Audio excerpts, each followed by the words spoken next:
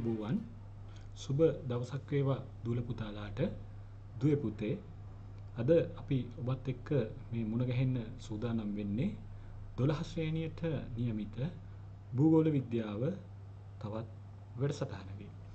එහෙමනම් අපි අද ඔබත් එක්ක කතා කරන්න බලාපොරොත්තු වෙන්නේ ප්‍රායෝගික භූගෝල විද්‍යාවට අදාළ විෂය මාතෘකා කීපයක් කෙරෙහි.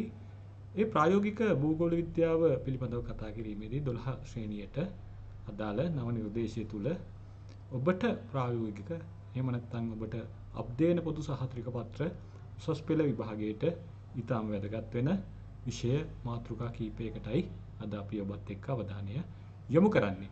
එහෙමනම් දුවේ පුතේ අද අපි බලමු ඔබත් එක්ක මොනවද කතා කරන්න තියෙන්නේ කියන කාරණය පිළිබඳව. විශේෂයෙන් අද දවසේ මාතෘකාව තමයි ප්‍රායෝගික භූගෝල විද්‍යාවේ ක්‍රම ශිල්ප. ඔබට මීට පෙර වැඩසටහනක් නරඹන්න ලැබෙන්නේ නැති මේ විෂයම මේ කරුණුම අදාළ කරගෙන ප්‍රායෝගික භූගෝල විද්‍යාවේ ක්‍රම ශිල්පයන් පිළිබඳ පළවෙනි වැඩසටහන විදිහට. අද දවසේ ප්‍රායෝගික භූගෝල විද්‍යාවේ ක්‍රම ශිල්පයන් වල දෙවන වැඩසටහනයි මම ඔබත් එක්ක සාකච්ඡා කරන්නේ. එහෙමනම් අද අපි බලමු මේ මාතෘකාවට අදාළ අපිට මොනවද කරුණු සාකච්ඡා කරන්න තියෙන්නේ කියලා. අද දවසේ අපි කතා කරන්න බලාපොරොත්තු වෙන්නේ මොනවද? අද දවසේ අපි කතා කරන්න බලාපොරොත්තු වෙන මාතෘකාවට අදාළ පෙළ ගැස්ම කුමක්ද කියලා අපි බලමු. විශේෂයෙන් අපි දන්නවා විවිධ වර්ගයේ සිතියන් හැඳින්වීම සහ ඒවායේ වැදගත්කම. මොකද අපි නිර්මාණය කරගෙන තියෙනවා අපේ අවශ්‍යතාවයන් අනුව විවිධ වර්ගයේ සිතියන්. එතකොට මෙන්න මේ සිතියන් හඳුනා ගැනීම අපිට සිද්ධ කරන්න වෙනවා. ඒකම අපිට සිතියන් මොන වගේ කාර්යයන්ට වැදගත් වෙනවද කියන කාරණේ පිළිබඳව සොයා බලන්න සිද්ධ වෙනවා. එහෙමනම් අපි මේ විවිධ වර්ගයේ සිතියන් පිළිබඳව කතා කිරීමේදී විශේෂයෙන් තේමා සිතියන් පිළිබඳව කතා කරන්න වෙනවා. ඒකම භූලක්ෂණ සිතියන් පිළිබඳව සාකච්ඡා කරන්න සිද්ධ වෙනවා. අපි බලමු තේමා සිතියමක් කියන්නේ මොනවද? භූලක්ෂණ සිතියමක් කියන්නේ මොනවද කියන එක. ඒකම දුවේ පුතේ සිතියම් විද්‍යාවේදී භාවිතා කරන නව තාක්ෂණික ක්‍රමවේද හා ඒවායේ ප්‍රයෝජන. අද බොහෝ සිතියම් විද්‍යාවේ භාවිතා කරන උපකරණයන් තියෙනවා. නැත්නම් තාක්ෂණික ක්‍රමවේදයන් තියෙනවා. මොකද අද අපේ ලෝකයේ තුල තාක්ෂණය දිනු වෙලා විවිධ ශාස්ත්‍රයන් වලට ගලා යෑමක් දකින්න පුළුවන්. ඒ තුල මේ සිතියම් විද්‍යාවටත් මේ තාක්ෂණික ක්‍රමවේද සහ තාක්ෂණික මෙවලම් භාවිතය බොහෝ විට සිද්ධ කරලා අතිනවීන සිතියම් නිර්මාණය කරගෙන තියෙනවා. එතකොට ඒ වයින් තියෙන ප්‍රයෝජනෙ කුමක්ද කියලාත් අපිට හඳුනා ගන්න සිද්ධ වෙනවා. එහෙමනම් දුවේ පුතේ අපි බලමු මේ සිතියම් විද්‍යාවේදී භාවිතා කරන නව ක්‍රමවේදයන් මොනවද තාක්ෂණික ඒකම ඒවායේ ප්‍රයෝජනයන් කුමක්ද මොනවද කියන කාරණේ. ඒකම අද අපි කතා කරන්න බලාපොරොත්තු වෙනවා ඔබත් එක්ක නව සිතියම් විද්‍යාත්මක ක්‍රම ශිල්පවල පොදු ලක්ෂණ. පොදු වෙච්ච ලක්ෂණ ටිකක් තියෙනවා. අපි අන්නේ ලක්ෂණයන් කුමක්ද කියලා සලකා බලමු. ඒකම දුවේ පුතේ භූගෝලීය තොරතුරු පද්ධති. අපි කියනවා GIS කියලා.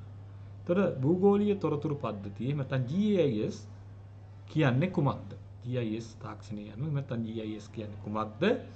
GIS හි ප්‍රධාන සංරචකයන් මොනවද? අවකාශීය හා අවකාශීය නොවන තත්ත්ව කියන්නේ මොකද්ද? සිවුරැස් සහ දෛශික දත්තයන් කියන්නේ මොනවද? එහෙම නැත්නම් GIS වල ප්‍රයෝජනයන් මොනවද? මෙන්න මේ කියන කරුණු කෙරෙහි අපි අද දවසේ අවධානය යොමු කරනවා ඔබත් එක්ක. ඒකම භූගෝලීය තොරතුරු පද්ධති පිළිබඳව කතා කරද්දී අපි ඔය කියන කාරණා වලට විශේෂයෙන් අවධානය යොමු වෙනවා. එතකොට අපි බලනවා එහෙනම් GIS යන කුමක්ද? GIS ප්‍රධාන සංරචක අවකාශීය නොවන තත්ත්වයන් මොනවද? සිවුරැස් සහ දෛශික දත්ත මොනවද? GIS ප්‍රයෝජන මොනවද කියන කරුණු කාරණා පිළිබඳව. ගෝලීය ස්ථානගත කිරීමේ පද්ධතිය පිළිබඳවත් අපිට සාකච්ඡා කරන්න සිද්ධ වෙනවා අද දවසේ. ඒ තමයි GPS තාක්ෂණය. GPS පිළිබඳව හැඳින්වීමක් කරන්න වෙනවා. එහෙම නැත්නම් GPS ගෝලීය ස්ථානගත කිරීමේ පද්ධතිය පිළිබඳ හැඳින්වීමක් අපි සිද්ධ කරනවා. ඒකම GPS ප්‍රධාන කොටස පිළිබඳව කතා කරද්දී අපිට මෙන්න මේ කාරණා කතා කරන්න පුළුවන්. අභ්‍යවකාශ කොටස කියලා කොටසක් තියෙනවා. ඒකම පාලක කොටස, පරිශීලක කොටස සහ GPS ප්‍රයෝජන. අභ්‍යවකාශ කොටස කියලා කියන්නේ අපි දන්නවා චන්ද්‍රිකා තාක්ෂණයත් උපයෝගී කරගෙන තමයි මේ කාර්ය සිද්ධ කරන්නේ. ඒකම ඒ ලබා ගන්නා දත්ත පාලක මධ්‍යස්ථානවලට ලබා ගන්නවා. එහිදී පාලක කොටස විදිහට ක්‍රියාත්මක වෙනවා. ඒකම පරිශීලකයෝ මේක පරිශීලනය කරනවා. ඒතර පරිශීලක කොටස විදිහට ඒ පාවිච්චි කරනවා. ඒකම මේ GPS තාක්ෂණයෙන් අපිට තියෙන ප්‍රයෝජනයන් මොනවද කියලා අපිට සලකා බලන්න සිද්ධ වෙනවා. එතන මෙන්න මේ කියන කාරණා කෙරෙහි අපි විශේෂයෙන් අද දවසේ ඔබත් එක්ක කරුණු කාරණා කීපයක් සාකච්ඡා කරන්න බලාපොරොත්තු වෙනවා. විශේෂයෙන් සඳහන් කරනවා නම් තව කාරණයක් තමයි දුරස්ත සංවේදය. දුරස්ත සංවේදය පිළිබඳව කතා කරන්න වෙනවා. RS කියලා අපි හඳුන්වනවා. එහෙනම් මේ දුරස්ත සංවේදය කියන්නේ කුමක්ද? දුරස්ත සංවේද වේදිකා කියන්නේ කුමක්ද? ගුවන් ඡායාරූප කියන්නේ මොනවද? ගුවන් ඡායාරූප ලබා ගන්නේ කොහොමද? ඊට චන්ද්‍රිකා ප්‍රතිබිම්බයන් කියන්නේ මොනවද? දුරස්ත සංවේදනයේ ප්‍රයෝජනයන් මොනවද? මෙන්න මේ කියන කාරණා පිළිබඳව මේවා නවීන තාක්ෂණයත් එක්ක යන්නේ. එහෙමනම් මෙන්න මේ කියන කාරණා පිළිබඳව අපි අද දවසේ ඔබත් එක්ක කතා කරනවා. අපි බලමු ඉස්සෙල්ලාම සිතියමක් කියන්නේ මොකක්ද? සිතියන් හැඳින්වීම. සිතියම පිළිබඳව විවිධ හැඳින්වීම් සිද්ධ කරනවා. මොනවද මේ හැඳින්වීම? සිතියම පිළිබඳව කරන එක හැඳින්වීමක් තමයි භූදර්ශනය හකුලා ඉදිරිපත් කිරීම. ඊට සරලව කතා කළොත් මොකද අපි දන්නවා මේ සිතියමක් නිර්මාණය කරන්න මේ භෞතික පරිසරය භූමියේ තියෙන දේවල් පිළිබඳව අපි හදාරනවා. එහෙම නැත්නම් අධ්‍යයනය කරනවා. ඒවා තමයි අපිට එක පිටුවකට එහෙම නැත්නම් එක කොලයකට එක ස්ථානයකට හකුල්ලා අරගෙන ඉදිරිපත් කර ගැනීමක් තමයි කරන්නේ. අපේ පහසුව සඳහා තමයි මේ කාර්යය මේ විදිහට සිද්ධ කරන්නේ. මොකද පෘථුවිය ගත්තොත් එහෙම නැත්නම් විශාල රටක් ගත්තොත් එහෙම නැත්නම් ශ්‍රී ලංකාව ගත්තොත් විශාල ප්‍රදේශයක්. අපිට එක තැනක ඉඳලා මේ සියලු කරුණු කාරණා කෙරෙහි අවධානය යොමු කරන්න හැකියාවක් නැහැ. ඒක නිසා අපිට සිද්ධ වෙනවා මේ සියල්ල අකුලලා අරගෙන එක තැනකට අරගෙන කරුණු කාරණා සම්බන්ධ කරගන්න. මේ නිසා අපිට යම් නිර්මාණයක් කරගන්න සිද්ධ වෙනවා. අපි අන්න ඒකට තමයි කියන්නේ සිතියමක් කියලා. ඒ යථාභූත දර්ශනයේ සාරාංශයක් විදිහටත් අපිට හඳුන්වන්න පුළුවන්. මොකද අපි මේ විශාල භූමි ප්‍රදේශයක් තුළ විවිධ දේවල් දකිනවා. විවිධ භූ විෂමතා ලක්ෂණ දකිනවා. එතකොට මේවායේ తত্ত্বය සාරාංශ කරලා එක සිතියමකට කැටි කරලා අරගෙන තමයි අපිට දකින්න තියෙන්නේ. එතකොට අපේ අවශ්‍යතා අනුව විවිධ වර්ගයේ සිතියම් අපි නිර්මාණය කරගන්නවා. එතකොට ඒ සිතියම් වලින් අපිට අවශ්‍ය කරන මූලික කටයුතු ඒ ආකාරයෙන් හදාරන්න අධ්‍යයනය කරන්න අවස්ථාව උදා වෙනවා. එහෙනම් මේ සාරාංශයක් විදිහට අපිට හඳුනා ගන්න හැකියාවක් තියෙනවා. ඒකම දුවේ පුතේ විශාල තොරතුරු සමූහයක්. විශාල තොරතුරු සමූහයක් සංකේත, වර්ණ, අක්ෂර, එකම අංක මගින් සංක්ෂිප්තව දැක්වීමත් සිතියමකින් කරන කාර්යයක් විදිහට අපිට හඳුන්වලා දෙන්න පුළුවන්.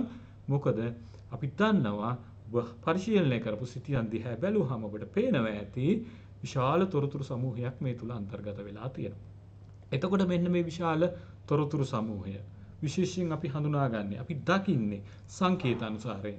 විශේෂයෙන් අපි 1.50000 වූ ලක්ෂණ සිතියම් පිළිබඳව අධ්‍යයනය කළොත් ඔබට පැහැදිලි වෙනවා ඇති මේ සංකේතයන් තියෙනවා, විවිධ වර්ණයන් තියෙනවා, ඒකම විවිධ අක්ෂරයන් තියෙනවා, ඒකම විවිධ අංක තියෙනවා සමහර සිතියම් වල.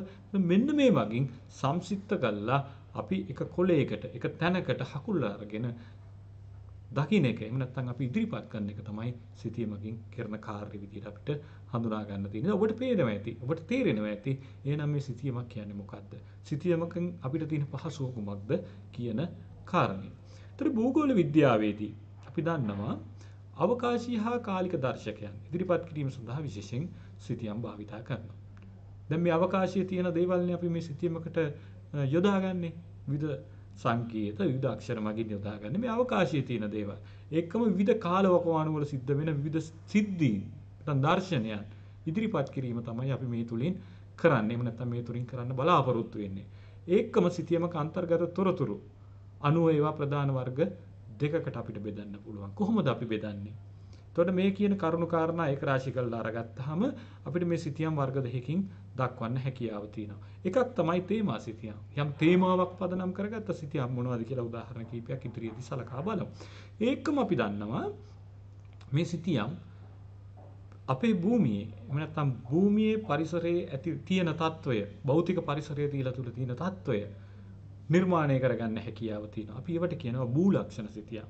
මේ භූමියේ ස්වභාවය සිතියම්ගත කිරීම අපි භූලක්ෂණ සිතියමකින් සිද්ධ කරනවා. එහෙනම් අපිට පුළුවන් මේ සිතියමක අන්තර්ගත තොරතුරු ඒවා ප්‍රධාන වර්ග දෙකකට කොටස් කරලා ප්‍රධාන කොටස් දෙකක් යටතේ සාකච්ඡා කරන්න. ඔබ සිතියම් පොත් ඕන තරම් පරිශීලනය කරලා තියෙනවා. ඔබට මේ තේමා සිතියම් භූලක්ෂණ සිතියම් ඕන තරම් අධ්‍යයනය කරන්න අවස්ථාව ලැබිලා තියෙනවා. විශේෂයෙන් අපොස සහ උසස් පෙළ විභාගය කරන දරුවන් විදිහට සාමාන්‍ය පෙළ කරලා තියෙනවා නම් ඔබට විශාල වශයෙන් මේ සිතියම් පොත් භාවය පරිශීලනය කරලා තියෙනවා. ඒකම 6 ඉඳලා 11 පන්තියට එනකන් භූගෝල විද්‍යාව විෂය ඔබ හදාarලා තියෙනවා. එතකොට ඒ තුල මේ සිතියම් වර්ග ඔබ අධ්‍යයනය කරලා තියෙනවා. එහෙනම් ඔබට පැහැදිලි ඇති තේමාවක් පදනම් කරගත්ත සිතියම් මොනවද?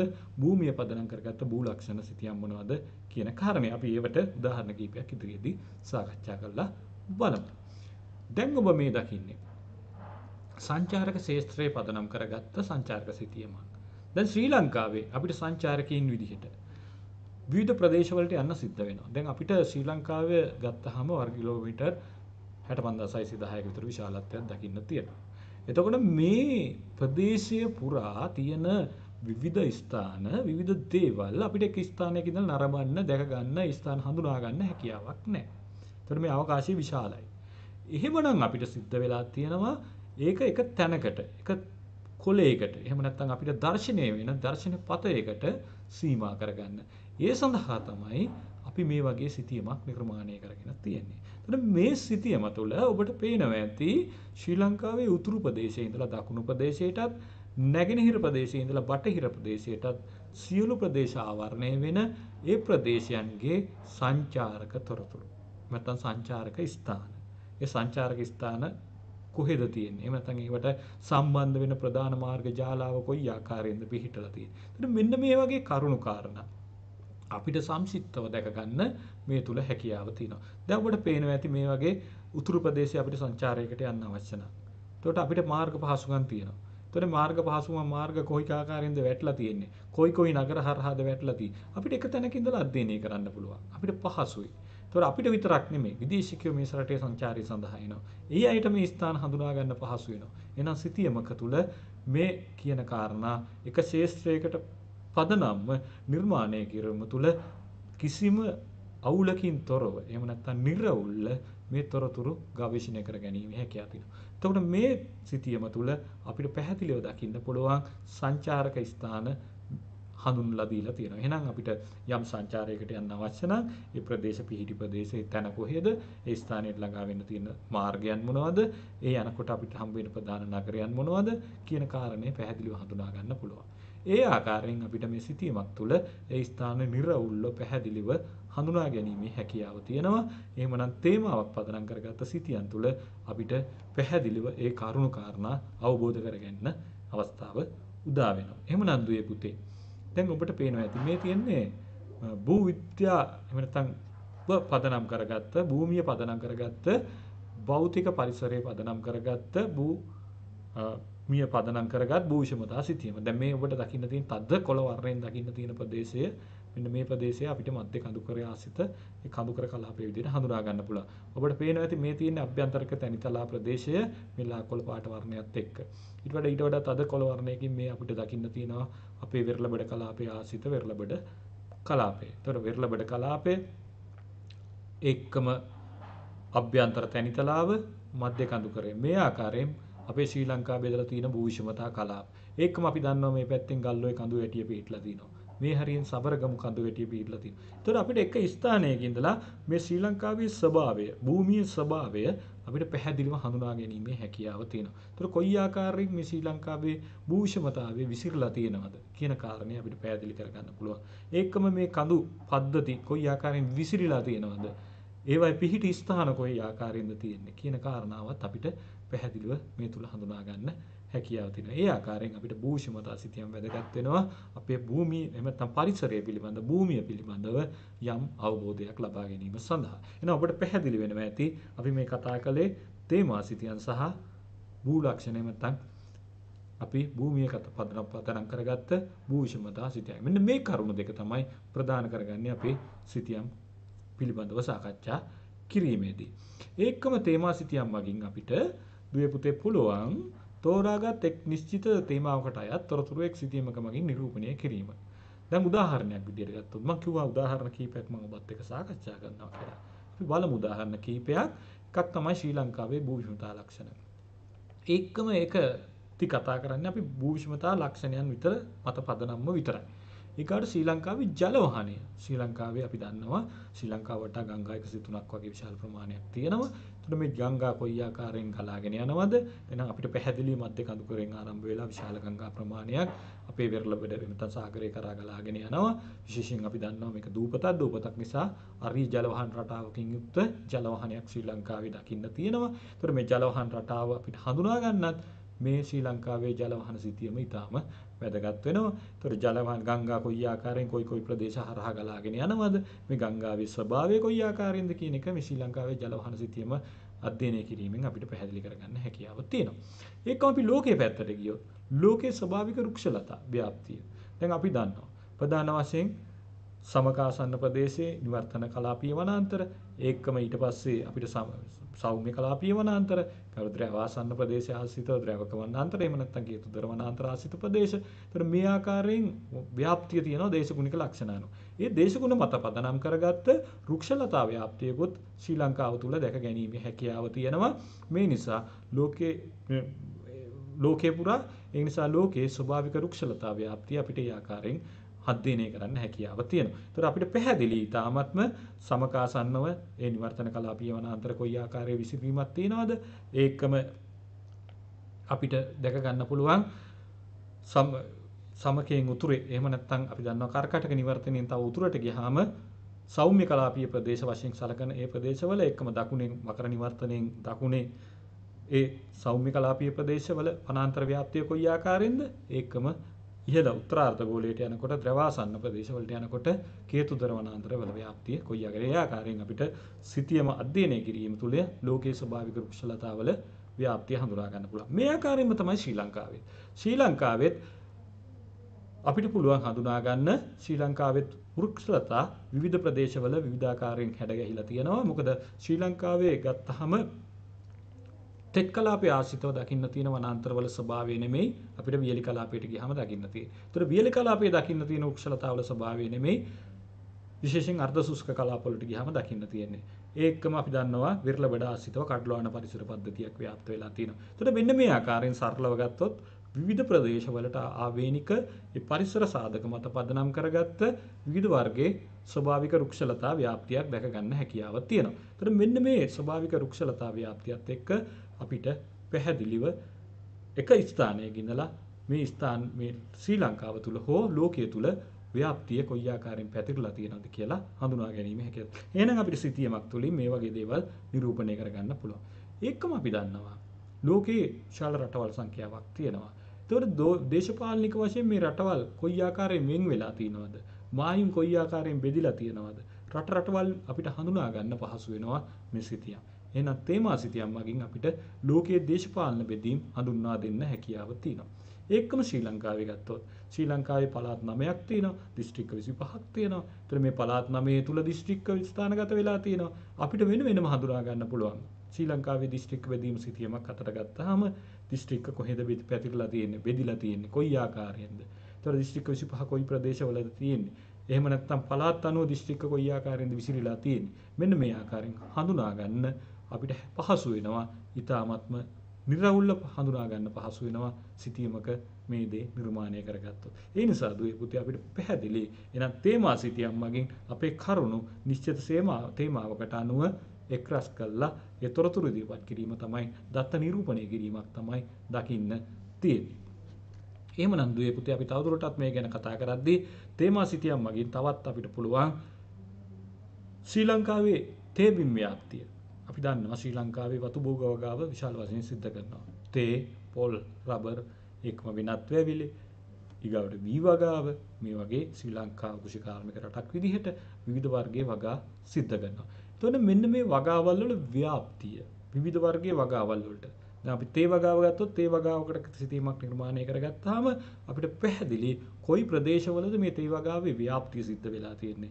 ඒකම ලෝක ජනසංඛ්‍යාව ගත්තාම ජන ව්‍යාප්ති සිතීමක් ගත්තාම අධික ජනසංඛ්‍යාවක් කොයි ප්‍රදේශවල වාසය කරනවද? කොයි ප්‍රදේශයකද අඩු ජනසංඛ්‍යාවක් ඉන්නේ? එහෙම නැත්නම් මධ්‍යස්ථ ජනසංඛ්‍යාවක් කොයි ආශ්‍රිත ප්‍රදේශයේ ජීවත් වෙනවද?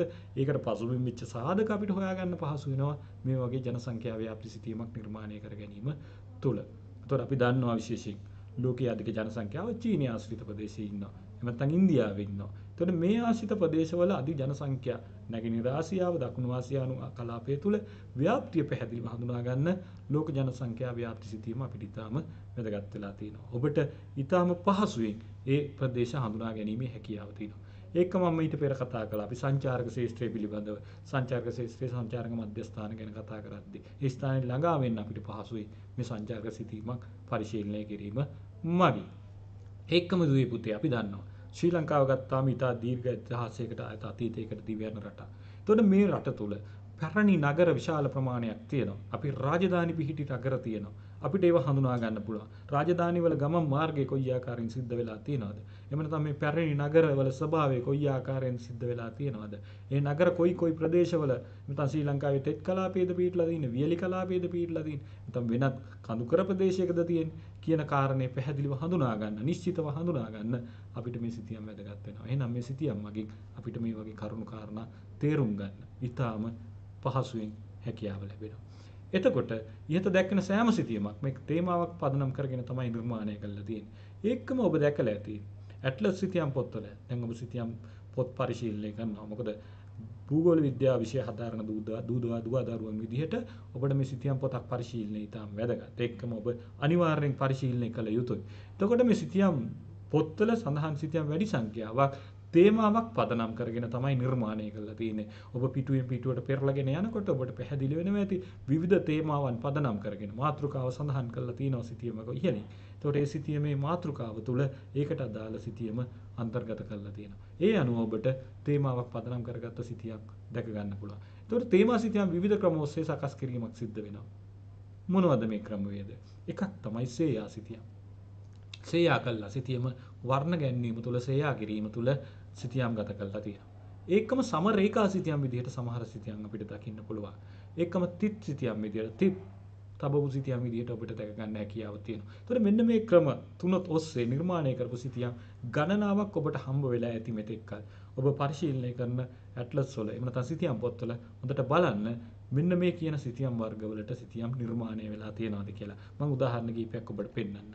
දැන් ඔබට තියෙන්නේ මේ අපිට දක්වන සේයා සිතියමක්. දැන් මෙහි ජනසංඛ්‍යාව පිළිබඳව තමයි ශ්‍රී ලංකාවේ සලකලා තියෙන්නේ. ඒතකොට 2012 ජනසංඛ්‍යාවේදී අධික ජනසංඛ්‍යාවක් වෙසෙන ප්‍රදේශ කොයි ආකාරයෙන්ද කියන කාරණේ ඉතා මැනවින් පැහැදිලි කරගන්න පුළුවන් මේ ජනසංඛ්‍යාව දක්වලා තියෙනවා. ඒතර මේ ජනසංඛ්‍යාව දක්වලා තියෙන සිතියමේ ඔබට පේනවා ඇති තද දුඹුරු වර්ණය මේ හරියෙන් දක්වලා තියෙනවා. ඒතර මේ තද දුඹුරු වර්ණයේ ඉඳලා සමහර සිතියම් වල බොහෝ විට මේක රතු වර්ණය තමයි භාවිතා කරන්නේ. ඒතර මේ වගේ තද වර්ණයක ඉඳලා එහෙම නැත්නම් මේ වර්ණයේ ඉඳලා සුදු වර්ණයට වගේ එහෙම නැත්නම් ලා කහ වර්ණයට වගේ වර්ණ ගැන්වීමක් සිද්ධ වෙලා තියෙනවා.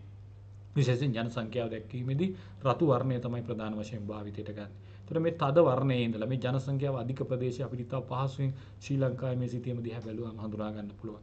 ඉන් පස්සේ ජනසංඛ්‍යාව වැඩි කොහෙද? එහෙම නැත්නම් ජනසංඛ්‍යාව අඩුම ප්‍රදේශයේ කලාපේ කොයි ආකාරයෙන්ද පිහිටලා තියෙන්නේ? ඒතර ඔබට පැහැදිලි වෙනවා ඇති මේ යතුරු දිහා බැලුවාම නැත්නම් මේ සූචකයේ දිහා බැලුවාම මේ ස්ථාන නිවැරදිව හඳුනා ගන්න. ඉතින් ඔබට මනමින් මේ ස්ථාන වල පිහිටීම තමයි ස්ථානගත වෙලා ඉන්න ජනසංඛ්‍යාව කොයි ආකාරයෙන්ද මේ දිස්ත්‍රික්ක අනුව කොයි ආකාරයේ ජනසංඛ්‍යාවක් ව්‍යාප්ත වෙලා ඉන්නවද කියන එක පිළිබඳව මන අවබෝධයක් ලබා ගන්න මේ සිතියම් ඉතාම වැදගත් වෙනවා. එහෙනම් අපි මේ ඔබ දකින්නේ සේයා කරලාද සේයා සිතියමක දර්ශනය.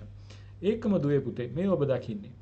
අපි දන්නවා උෂ්ණත්වය ගත්තාම වර්ෂාපතනය ගත්තාම ශ්‍රී ලංකාවේ විවිධ ප්‍රදේශවල විවිධාකාරයෙන් තමයි දැක ගන්න පුළුවන්. එතකොට මේ ආකාරයෙන් රේඛාමය වශයෙන් තමයි මේ ප්‍රදේශවල වර්ෂාපතනයේ කොපමණ ප්‍රමාණයක්ද වර්ෂාව අධික ප්‍රදේශ කොයිවාද කියන එක හඳුනා ගන්න අපිට හැකියාව තියෙන්නේ. ඉතින් විශාල වර්ෂාපතනයක් අපිට නිරිත දිග මෝසමේදී නිරිත දිග ප්‍රදේශයට ලැබෙනවා තෙත් කලාපයට. එතකොට ඒ ආකාරයෙන් වර්ෂාව ලැබීම සටහන් කරගන්න අපිට පුළුවන්. ඒ අනුව මේ ප්‍රදේශ අපිට හඳුනා ගන්න පහසු වෙනවා. එතන මේ සිතියමක මේ ආකාරයෙන් රේඛාමය වශයෙන් වර්ෂාපතනයේ ප්‍රමාණය සඳහන් කළා.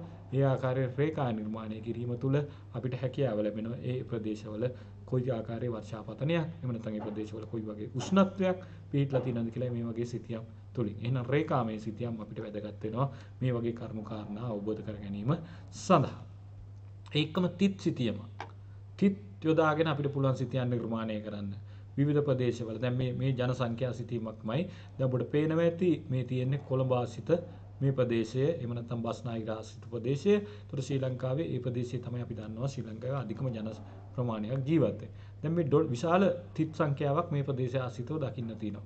නමුත් අපිට මේ උතුරු ප්‍රදේශයට යනකොට එහෙම තමයි මුලතිව් දිස්ත්‍රික්කයට යනකොට අපිට දකින්න ලැබෙන තිත් සංඛ්‍යාව ඉතාම සීමිතයි. ඉතාම අඩු අගයක් අඩු ප්‍රමාණයක් තමයි දකින්න තියෙන්නේ. එතකොට මේ ජනසංඛ්‍යාවේ විසිරීම අපිට මේ සිතියම තුල මනාව පැහැදිලිව තේරුම් ගන්න පුළුවන්. එතකොට මේ හරිය තිත් සංඛ්‍යාව ඉතා ඝනයි. මේ උතුරු ප්‍රදේශයේ මුලතිව් දිස්ත්‍රික්කයට වගේ යනකොට තිත් සංඛ්‍යාව ඉතාම අඩු වෙලා ඒ ප්‍රදේශයේ සුදු පසුබිම තමයි පැහැදිලිව හඳුනා ගැනීමේ හැකියාව තියෙන්නේ. එතකොට මේ ආකාරයෙන් මේ විසිරීම පැතිරීම අපිට තේරුම් ගන්න හැකියාව තියෙනවා. ඔබට පැහැදිලි වෙනවා ඇති ශ්‍රේයා සිතියම්, රේඛාමය සිතියම්, ඊගාට තිත් සිතියම් වල වෙනස් වීම කොයි ආකාරයෙන්ද සිද්ධ කරලා තියෙන්නේ. ඒ කරුණු අනුව තමයි ඒ කාරණා ගොනු කරලා තියෙන්නේ. ඒකම භූලක්ෂණ සිතියම් කියලා කියන්නේ මොනවද?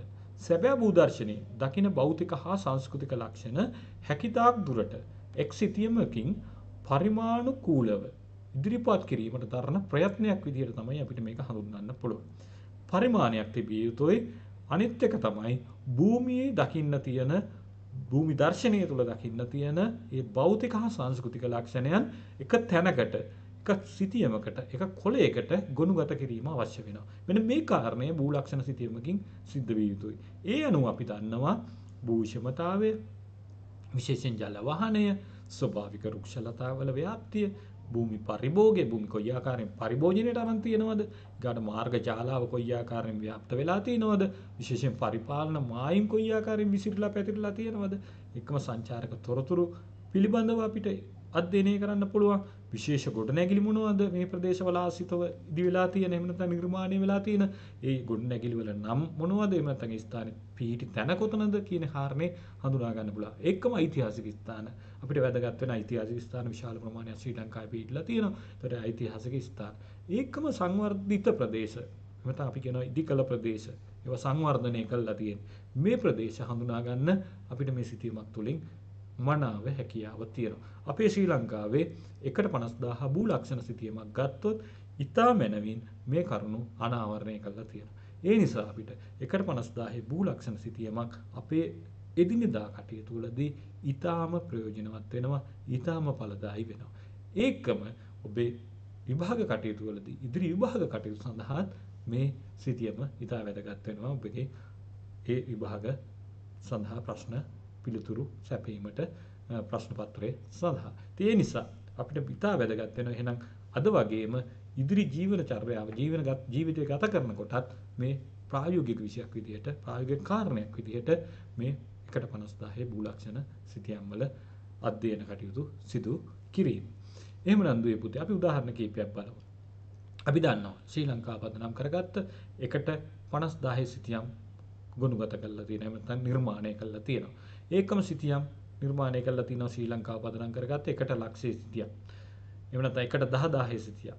ඒකම ඇමරිකා එක්සත් ජනපදයේ 1.24000 සිතියම් ශ්‍රේණිය කියලා එකක් නිර්මාණය වෙලා තියෙනවා. ඒකම කැනඩාවේ 1.50000 පදනම් කරගත්ත සිතියම් ශ්‍රේණියක් නිර්මාණය කරගෙන තියෙනවා. ඒකම එක්සත් රාජධානිය 1.50000 සිතියම් ශ්‍රේණියක් නිර්මාණය කරගෙන තියෙනවා. එහෙනම් ශ්‍රී ලංකාවේ 1.50000ත් 1.10000ත් සිතියම් ශ්‍රේණි දෙකක් අපිට දැක ගන්න පුළුවන් වගේම ඇමරිකා එක්සත් ජනපදයේ 1.24000 සිතියම් ශ්‍රේණියත් ඒකම කැනඩාවේ 1.50000ත් එක්සත් රාජධානිය 1.50000 කියන සිතියම් ශ්‍රේණි දැක ගැනීමේ හැකියාවක් තියෙන උදාහරණ විදිහට මෙන්න මේ වගේ පරිමාණයකට අනුව තමයි මේ සිතියම් නිර්මාණය කිරීම අපිට දැක ගන්න පුළුවන්. ඒ අනුව භූමියේ සැබෑ ස්වභාවය මේ සිතියමක් තුළින් අපිට දැක ගන්න අධ්‍යයනය කරන්න අවස්ථාව උදා වෙනවා. ඔව් දුවේ පුතේ.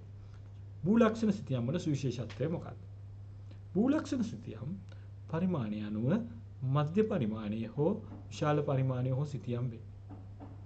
ඒ කියන්නේ මධ්‍ය පරිමාණයේ සිතියම් තියෙනවා, විශාල පරිමාණයේ සිතියම් තියෙනවා. ඒවයි ඇතුළත් වෙන තොරතුරු වල ප්‍රමාණය අනුව එම තොරතුරු නිරූපණය කළ හැකි වන්නේ විශාල පරිමාණයේ සිතියමක විතරයි. මොකද විශාල තොරතුරු සංඛ්‍යාවක් අන්තර්ගත කරන්න පුළුවන් ප්‍රමාණාත්මකව විශාල නම් විතරයි සිතියමක. භූලක්ෂණ සිතියම් වල සුවිශේෂත්වය ගැන අපි කතා කරොත් භූලක්ෂණ සිතියම් පරිමාණ වෙන මධ්‍යම පරිමාණයේ විශාල පරිමාණයේ සිතියම් වෙනවා.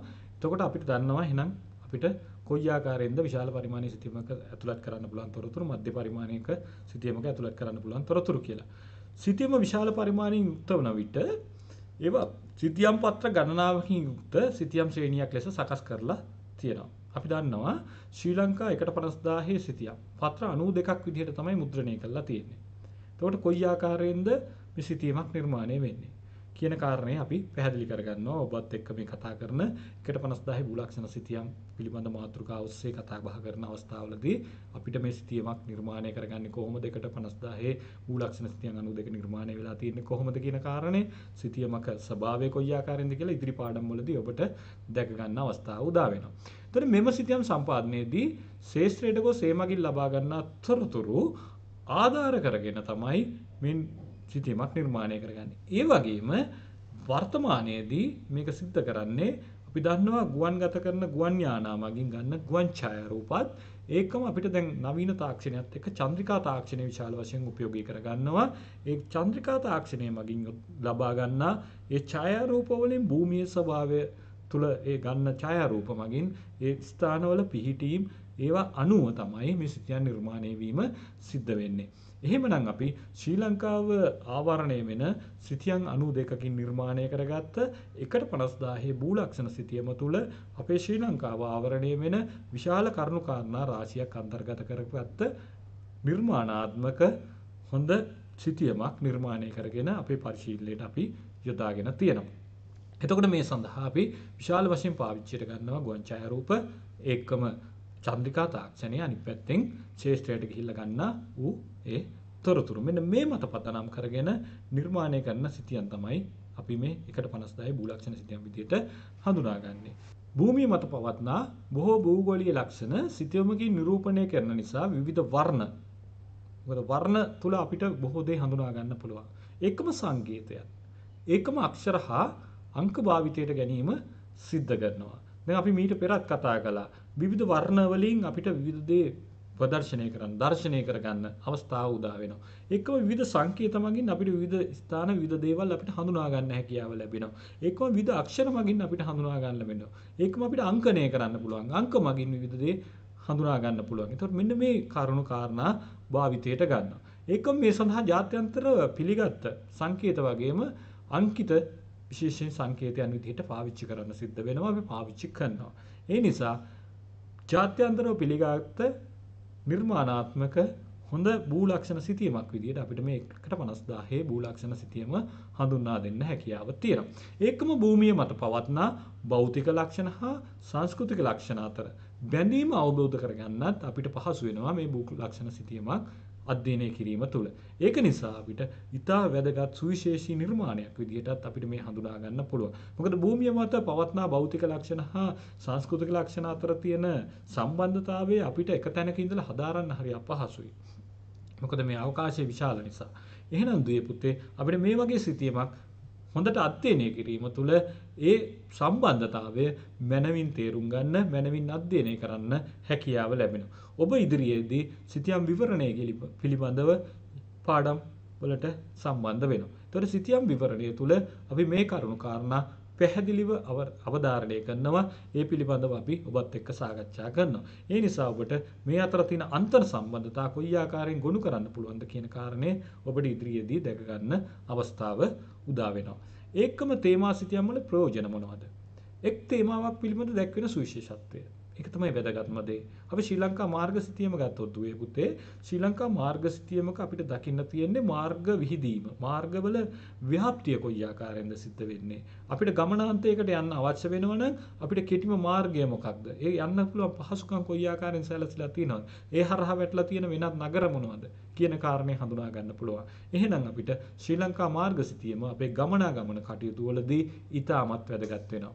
ඒකම සංචාරක සිතියම එක් ප්‍රදේශයක එක් තේමාවක් දෙස සමස්තයක් දෙස බැලීමේ හැකියාව මේ තුළ දකින්න පුළුවන්. එක් රටක හෝ ලෝකයේ තොරතුරු මේ තුළ දකින්න පුළුවන් විශේෂයෙන් දේශපාලන බෙදීම් කියන සිතියම ගත්තාම. මොකද ඒ තුළ ඒ රටේ ස්වභාවය එහෙම නැත්නම් ඒ ලෝකයේ ව්‍යාප්තිය ලෝකේ ප්‍රමාණාත්මකතාවය අපිට හඳුනා ගන්න පුළුවන් අනිත් රටවල් වලට සාපේක්ෂව. ඒතකොට මෙන්න මේ ආකාරයේ එක් කාරණයක් පිළිබඳව එක් තේමාවක් දෙස සමස්තයක් ලෙස බැලීමේ හැකියාව මේ තුල අන්තර්ගත වෙනවා. එකම තේමාවක් දක්වන සිතියම් කීපයක් මගින් කාලික වෙනස්කම් නිරූපණය කිරීමේ හැකියාවකුත් තියෙනවා. උදාහරණයක් විදිහට ගත්තොත් එහෙම වසර කීපයක ශ්‍රී ලංකාවේ ජනසංඛ්‍යා ව්‍යාප්තිය ගත්තාම දැන් ජනසංඛ්‍යා ව්‍යාප්තිය ගත්තොත් අපිට සිතියම් කීපයක් අධ්‍යයනය කළාම අපිට පැහැදිලි වෙනවා කාලෙන් කාලයට කොයි ආකාරයේ වෙනස් වීම් වලට මේ ජනසංඛ්‍යාව ලක් වෙලා තියෙනවද කොයි ප්‍රදේශවල ජනසංඛ්‍යාව සංකේන්ද්‍රණය වෙලා තියෙනවද ඒක රාශී වෙලා තියෙනවද කොයි ප්‍රදේශවලින් ජනසංඛ්‍යාව විතැන් වෙලා තියෙනවද කියන කාරණා හඳුනා ගැනීමේ හැකියාව තියෙනවා. ඒ නිසා අපිට එක් තේමාවක් දැක්කෙන සිතියම් කීපයක් දිගින් දිගට අධ්‍යයනය කිරීම තුළ මේ කාරණේ තේරුම් ගන්න හැකියාව තියෙනවා. ඒකම වර්ෂාපතනයේ ව්‍යාප්තිය. වර්ෂාපතනයේ අධිකව කොයි ප්‍රදේශවලට ලැබෙන අපි නිත දිග මෝසමින් වර්ෂාව ලැබෙන ඒ කාල වකවානුවේ සිතියම් කීපයක් අධ්‍යයනය කළොත් මේ වර්ෂාවේ වෙනස් වීම රටාවක් තියෙනවා නම් අපිට හඳුනා ගන්න පුළුවන්. උෂ්ණත්වයේ වෙනස් වීමක් තියෙනවා නම් අපිට ඒ ආශ්‍රිත සිතියමකින් හඳුනා ගන්න පුළුවන් කීපයක් අධ්‍යයනය කිරීම තුළ. එතකොට මෙන්න මේ ආකාරයේ එක් තේමාවක් දැක්කන සිතියම් කීපයක් අධ්‍යයනය කිරීම නිසා කාලීන වශයෙන් කොයි ආකාරයෙන් වෙනස් වීම වලට ලක් වෙලා තියෙනවද කියලා නිරූපණය කරගන්න දත්ත නිරූපණය කර ගැනීමේ සුවිශේෂී හැකියාවක් අපිට ලැබෙනවා. එක් තේමා සිතියමක් තුළ කිසියම් විචල්යක කාලික වෙනස් වීම දැක්වීමටත් අපිට මේ සිතියම් යොදා ගන්න පුළුවන්. ශ්‍රී ලංකාවේ දිස්ත්‍රික් අනුව විවගාබින් ප්‍රමාණය වෙනස් වීම. දැන් අපි දන්නවා ශ්‍රී ලංකාවේ හැම ප්‍රදේශයකම ඒකාකාරීව විවගාව සිද්ධ වෙන්නේ නැහැ. විවිධ ප්‍රදේශවල විවිධ ආකාරයෙන් තමයි විවගාව දකින්න තියෙන්නේ. එතකොට කාලීන වශයෙන් මෙහි වෙනස් වීම කොයි ආකාරයෙන්ද කියලා අපිට අධ්‍යයනය කරන්න පුළුවන්. දැන් අපි දන්නවා යම් කාලයකදී කුරුණෑගල දිස්ත්‍රික්කේ නම් වැඩිම වී අස්වැන්නක් ගන්න එමෙ තමයි නිෂ්පාදනයක් කරන ප්‍රදේශ බිම් ප්‍රමාණයක් තියෙන්නේ කියලා තව කාලයකදී මේ වෙනස් වෙලා අම්පාර දිස්ත්‍රික්කයේ පැත්තට යන්න පුළුවන්. ඒ ආකාරයෙන් ලෝකයේ ශ්‍රී ලංකාවේ මේ වෙනස් වීම අපිට බිම් වශයෙන් හඳුනා ගැනීමේ හැකියාවකුත් තියෙනවා මේ සිතියක් කීපයක් අධ්‍යයනය කිරීම තුළ. ඒකම කුඩා පරිමාණයේ සිතීමක් නිසා පරිහරණය පහසුයි. දැන් අපිට ඇට්ලස් සිතියම් පොතක් ගත්තොත් විවිධ කරුණු කාරණා රාශියකට අදාළ තොරතුරු තේමා පදනම් කරගත්ත නිර්මාණය කරලා තියෙනවා. ඒතර කුඩා පොතක් තමයි අපිට අතට හම්බ වෙන්නේ. අතටපත් කරගන්නේ. එතන මේ පොතෙන් අපිට විශාල කරුණු රාශියක් අධ්‍යයනය කරන්න පුළුවන්. ඒ නිසා කුඩා පරිමාණයේ සිතීමක් නිසා පරිහරණයට ඉතාම පහසුයි. හඳුනා ගන්න ඉතාම පහසුයි. ඒ පිළිබඳ කරුණු අනාවරණය කරගන්න අපිට ඉතාම පහසුයි. මේ නිසා ඔබට පැහැදිලි ඇති සිතියම් ගත කිරීම තුළ අපිට භූමියේ තියෙන ලක්ෂණ කොයි ආකාරයෙන් සරලව නිවැරදිව හඳුනා ගැනීමේ හැකියාව තියෙනවද කියන කාරණය. ඒකව භූලක්ෂණ සිතියම් වල ප්‍රයෝජන ගත්තොත් ප්‍රදේශයේ භූලක්ෂණ වල අවකාශීය ව්‍යාප්තිය පැහැදිලිව කියවීමට හැකියාවක් තියෙනවා. ඒකම කිසියම් ස්ථානයක සාපේක්ෂ පිහිටීම හා නිරපේක්ෂ පිහිටීම නිවැරදිව ප්‍රකාශ කිරීමේ හැකියාව. අක්ෂාංශ දේශාංශගත පිහිටීම අනුව යම් ස්ථානයක පිහිටීම. ඒකම තවත් රටකට එහෙම නැත්නම් වෙනත් ස්ථානයකට සාපේක්ෂව ඒ ස්ථානයේ පිහිටීම කොයි ආකාරයෙන්ද එක රටකට සාපේක්ෂව අනිත් රට කොයිද පිහිටලා තියෙන්නේ. එතකොට මේ වගේ අපිට නිරපේක්ෂ පිහිටීම සහ සාපේක්ෂ පිහිටීම අනුව නිවැරදිව ප්‍රකාශ කරන්න හැකියාව තියෙනවා. විශේෂයෙන් යාබද භූලක්ෂණ අනුව අපිට හඳුනා ගන්න පුළුවන්. මෙට්‍රික් ඛණ්ඩාංකයන් අනුව අපිට හඳුනා ගන්න පුළුවන්. අක්ෂාංශ දේශාංශගත පිහිටීම අනුව හඳුනා ගන්න පුළුවන්. මෙට්‍රික් ඛණ්ඩාංක ජාතික මෙට්‍රික් ඛණ්ඩාංක අනුව අපිට හඳුනා ගන්න හැකියාව තියෙනවා. ඒතර ජාත්‍යන්තර මෙට්‍රික් ඛණ්ඩාංකයන් අනුව හඳුනා ගන්න පුළුවන් අක්ෂාංශ දේශාංශ අනුව. ඒතර මෙන්න මේ ආකාරයෙන් භූලක්ෂණවල සිතියම් වල අපිට විශාල ප්‍රයෝජන රාශියක් දැක ගන්න පුළුවන්. ඒකම භූලක්ෂණ සිතියම් අතර ඇති සම්බන්ධතාව පැහැදිලිව තේරුම් ගැනීමට අපිට හැකි වෙනවා. උදාහරණයක් ගත්තොත් එහෙම භෞතික ලක්ෂණ අතර තියෙන සම්බන්ධතාව. භූ විෂමතාවයේ ජල වහනයත් එක්ක. අපි දන්නවා කඳුකර ප්‍රදේශ වලින් ආරම්භ වෙන ගංගාවල් මූදට ගලාගෙන එනවා. ඒතර මේ දෙක අතර තියෙන අන්තර් සම්බන්ධතාවය භූමියේ විෂමතාවය අනුව කොයි ආකාරයෙන්ද මේ ජල ගහණය ව්‍යාප්ත වෙලා තියෙන්නේ. දැන් අපි ලංකාවේ සමස්ත ජල වාහනය ගත්තොත් අරිය ස්වභාවයකින් තමයි දකින්නේ සමස්ත ජල වාහනය. එතකොට මේ අරිය ලක්ෂණය ඇති වෙන්නේ නැත්නම් මේ අරියන ජල වාහන රටාව නිර්මාණය වෙන්න ප්‍රධාන වශයෙන් මේ ලංකාවේ භූ විෂමතාවය බලපාලා තියෙනවා. නැත්නම් මධ්‍ය කඳුකරේ බලපාලා තියෙනවා. ඒතකොට මධ්‍ය කඳුකරේ වටා තමයි මේ ජලය ගලාගෙන යෑම සිද්ධ වෙන්නේ. ඒ අනුව ජල වාහනය නිර්මාණය වෙලා තියෙනවා. විශේෂ සංස්කෘතික ලක්ෂණ අතර තියෙන සම්බන්ධතාව ගත්තොත් මාර්ග ජාලය ජනවාසත් එක්ක කොයි ආකාරයෙන් සම්බන්ධ වෙනවද? දැන් මාර්ග ව්‍යාප්තියත් එක්ක අපි දන්නවා යටිතල පාසුකම් සංවර්ධනය වීමත් එක්ක මාර්ග ජාලාව පුළුල් වීමත් එක්ක ඒ වටා මිනිසුන්ගේ ජනවාසී දීම වැඩි වෙනවා. ව්‍යාප්තිය වැඩි වෙනවා. ඒකට ජනවාස ව්‍යාප්තිය. ජනවාස ව්‍යාප්තිය ගත්තාම රේඛීය ජනවාසද, පොකුරු ජනවාසද, එහෙම නැත්නම් මන්සන්දි ජනවාසියක්ද අපිට මෙන්න මේ වගේ සම්බන්ධතාවයකට නගා ගන්න මේක අපිට ඊටාම පිටුවහලක් වෙනවා. එහෙනම් සංස්කෘතික ලක්ෂණ අතර සම්බන්ධතාව වගේම භෞතික ලක්ෂණ අතර සම්බන්ධතාවත් හඳුනා ගැනීමට අපිට මේ සිතියම් ඊටාම වැදගත් වෙනවා. ඒකම භූ ලක්ෂණ අතර තියෙන සම්බන්ධතාව පැහැදිලිව තේරුම් ගන්න අපිට හැකියාව ලැබෙනවා. කොහොමද? භූ ලක්ෂණ සහ තේරුම් ගැනීමට සංස්කෘතික ලක්ෂණ අතර තියෙන සම්බන්ධතාවය හඳුනා ගැනීම සඳහා භෞතික හා සංස්කෘතික ලක්ෂණ අතර තියෙන සම්බන්ධතාව ගත්තොත් භූ විෂමතා හා වගාබිම්. දැන් භූමියේ විෂමතාවය අනුව වගාබිම් කොයි ආකාරයෙන් ව්‍යාප්ත වෙනවද? දැන් ශ්‍රී ලංකාවේ වී වගාව, නැත්නම් තේ වගාව, රබර් වගාව, ඒකම පොල් වගාව භූමියේ විෂමතාවය මත තමයි පදනම් වෙලා තියෙන්නේ. ඒකට ඒ භූමිය බලපානවා වගාවේ ස්වභාවයට. එහෙනම් ඒ අතර අන්තර් සම්බන්ධතාවය කොයි ආකාරයෙන්ද? ඒකම භූ විෂමතා හා මාර්ග ජාලය අතර තියෙන සම්බන්ධතාවය කොයි ආකාරයෙන්ද? ජල වාහනය හා වාරි මාර්ග කටයුතු සම්බන්ධ තියෙන ඒ සම්බන්ධතාවය කොයි ආකාරයෙන්ද කියන කරුණු කාරණා අපිට මේ සිතියන් තුළ දැක ගන්න හැකියාව ලැබෙනවා. විශේෂයෙන් රටක හෝ ප්‍රදේශයක හෝ සංවර්ධන සැලසුම් කටයුතු සඳහා අපිට යොදා ගන්න හැකි වෙනවා. විශේෂයෙන් ශ්‍රී ලංකාවේ ගොවිබිම් සංවර්ධනය සඳහා 1/10 සිතියම් ශ්‍රේණිය භාවිතා කිරීම විශේෂයෙන් සිද්ධ වෙනවා. මොකද මේ සිතියම් තුළ මේ මැනවින් පැහැදිලි කරන්න හැකියාව තියෙන නිසා, තේරුම් ගන්න හැකියාව තියෙන නිසා මේ 1/10 කියන සිතියම් ශ්‍රේණිය තමයි පාවිච්චි කරන්නේ ගොවිබිම් සංවර්ධන කටයුතු සඳහා ශ්‍රී ලංකාවේ විශේෂයෙන්. ඒකම අපි බලමු දුවේ පුතේ. නව සිතියම් විද්‍යාත්මක ක්‍රම ශිල්ප මොනවද? දැන් අපි කතා කරේ 1/50 භූ ලක්ෂණ සිතියම් නැත්නම් සාමාන්‍ය සිතියම් පිළිබඳව. අපි මේ නව සිතියම් විද්‍යාත්මක ක්‍රම ශිල්පයන් මොනවද පාවිච්චි කරන්නේ අපේ මේ සිතියම් අධ්‍යයන කටයුතු සඳහා? භෞතික හා මානසික භූ දර්ශනයේ අවකාශීය ව්‍යාප්ති රටා දැක්වීම සඳහා මෙවලමක් ලෙස අපි සිතියම් භාවිතය කරනවා. මෑතක් වන තුරු එම කාර්ය සඳහා විශේෂයෙන් මුද්‍රිත සිතියම් ඉතා පුළුල් ලෙස භාවිතා කළා. මුද්‍රණය වෙච්ච සිතියමක් තමයි අපි මේ කටයුතු වලට පාවිච්චි කළේ. නමුත් අද වෙනකොට නවීන තාක්ෂණික මෙවලම් වල ඒකම ක්‍රමෝපායන්ගේ දියුණුවත් එක්ක පරිගණක හා චන්ද්‍රිකා තාක්ෂණය ආශ්‍රිතව ඇතිවෙච්ච දියුණුවත් එක්ක අංකිත සිතියම් අපි කියනවා ඩිජිටල් මැප් කියලා. ඇසුරෙන් එම කාර්ය වර්තමානයේ සිදු කර ගැනීම සිද්ධ වෙනවා. එහෙනම් මේ කාර්ය වෙනස් වෙලා තිනවා. අපි කොලයකින් දැක්ක එහෙම නැත්නම් අපි කොලයක් තුලට මුද්‍රිතව දැක්ක ඒ සිතියම අද වෙනකොට වෙනස් ස්වරූපයකින් අපිට දැක ගැනීමේ හැකියාව තියෙනවා. මේ අනුව අංකිත සිතියම් භූගෝලීය වශයෙන් තොරතුරු ඉතා ප්‍රයෝජනවත් හා කාර්යක්ෂම ඉදිරිපත් කළ හැකි බහුකාර්ය මෙවලමක් විදිහට අද පත් වෙලා තිනවා. ඉතාම පහසුයි අපිට මේ කාර්ය තුල සිතියම් නිර්මාණය කිරීම නිසා. නව සිතියම් විද්‍යාත්මක ක්‍රම ශිල්ප ලෙස භූගෝලීය තොරතුරු පද්ධති අපි කියුවා GIS කියලා සරලව හඳුන්වුවොත් තාක්ෂණය දුරස්ථ සංවේදය රිමෝට් සිස්ටම් එක සෙන්සිං සිස්ටම් එක ඒකම ගෝලීය ස්ථානගත කිරීමේ පද්ධතිය අපි කියනවා GPS තාක්ෂණය යන ප්‍රධාන අංශ පිළිබඳව මේදී විශේෂයෙන් අපි අවධානය යොමු කරනවා මේ කරුණු කාරණා ගැන කතා කරද්දී. මොකද ඔබට අපොස උසස් පෙළ විභාගයට එමෙත අධ්‍යයන පුසාතික පත්‍ර උසස් පෙළ විභාගයේදී මේ GIS තාක්ෂණයේ භාවිතය, GPS තාක්ෂණයේ භාවිතය, එකම RS තාක්ෂණයේ භාවිතය කොයි ආකාරයෙන්ද කියන කාරණා තමයි අධ්‍යයනය කරන්න සිද්ධ වෙන්නේ. දැන් ඔබ මේ දකින්නේ ඒ ආකාරයෙන් අපි දිනදා පාවිච්චි කරන ජංගම දුරකථනයත් අපිට පාවිච්චියට ගන්න පුළුවන් මේ කාර්යයන් සඳහා.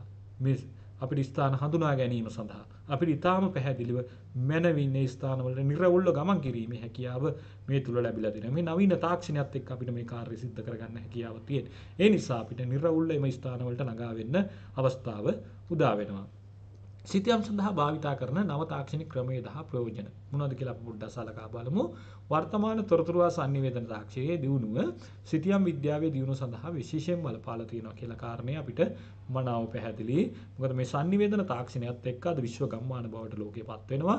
ඒ පත්වීම තුළ අද අපි චන්ද්‍රිකා තාක්ෂණයත් එක්ක බොහෝ විට සම්බන්ධතා ඇති කරගන්නවා. ඒ නිසා මේ වර්තමාන තොරතුරු IT විෂයත් එක්ක එහෙම නැත්නම් IT තාක්ෂණයත් එක්ක අද අපි මේ සිතියම් විද්‍යාවට බොහෝ කරුණු කාරණා ඒකරාශී කරගෙන සිතියම් නිර්මාණය කරගෙන තියෙනවා. ඒකම දුවේ පුතේ මෙම ශාස්ත්‍රයට අදාළව නව මෘතුගාංග විශාල ප්‍රමාණයක් අද නිර්මාණය වෙලා තියෙනවා.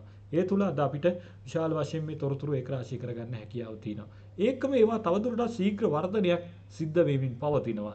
ඒ නිසා නවීන දත්ත තොරතුරු මේ තුල අන්තර්ගත කරමින් අපිට නවීන ක්‍රමවේදයන් ඔස්සේ බොහෝ කරුණු කාරණා ඒක රාශී කරගන්න අවස්ථාව උදා වෙනවා. එකම පරිගණකය හා නව මෘදුකාංග භාවිතය නිසා විශේෂයෙන් වර්තමානයේ ඉතා නිවැරදිව සිතියම් නිර්මාණය කිරීමටත් ඒකම භූගෝල විද්‍යාත්මක දත්ත හා තොරතුරු රැස් කිරීම ඒකම විශ්ලේෂණය හා නිරූපණය කිරීමත් ඉතාම පහසු වෙලා තියෙනවා. දැන් අපි දන්නවා එදා භාවිතා කරපු මැනුම් ක්‍රම වේද ගත්තාම සරල සාම්ප්‍රදායික ක්‍රමවේදයන්. එතකොට ඒ තුල භූමියක් නැත්නම් ස්ථානයක් මැනීම් කළාම ඒ ස්ථානය අද නවීන තාක්ෂණය භාවිතා කරලා මෙනුම් කටයුතු සිදු කළොත් පොඩි වෙනස්කම් දකින්න තියෙනවා. ඒකට හේතුව තමයි නවීන තාක්ෂණයේ තරම් ප්‍රබලව දත්තයන් රැස් කරගන්න හැකියාව තිබීම. ඒ නිසා භූගෝල විද්‍යාත්මක දත්ත හා තොරතුරු රැස් කිරීමේදී ඒක විශ්ලේෂණය කිරීමේදී දත්ත නිරූපණයේදී මේ පරිගණකය හා පරිගණක නව මෘදුකාංග ඉතාම ප්‍රයෝජනවත් වෙලා තියෙනවා අපේ මේ කටයුතු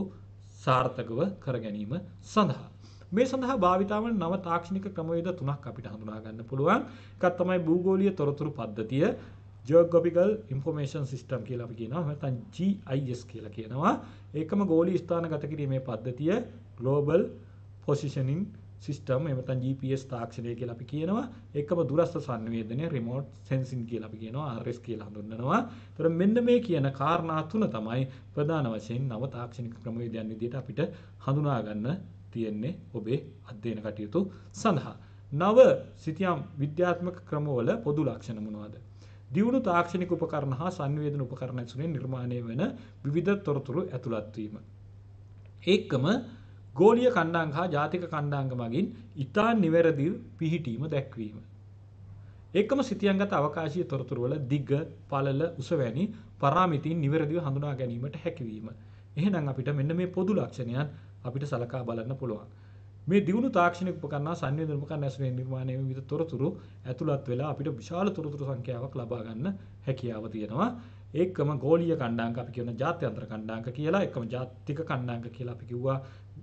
හඳුන්වනවා සාමාන්‍යයෙන් ශ්‍රී ලංකාව ආවරණය කරගත්ත ජාතික මෙට්‍රික් කණ්ඩායම් කියන්නේ. ඒකම ගෝලීය කණ්ඩායම් කියන්නේ ලක්ෂාංශ දේශාංශ.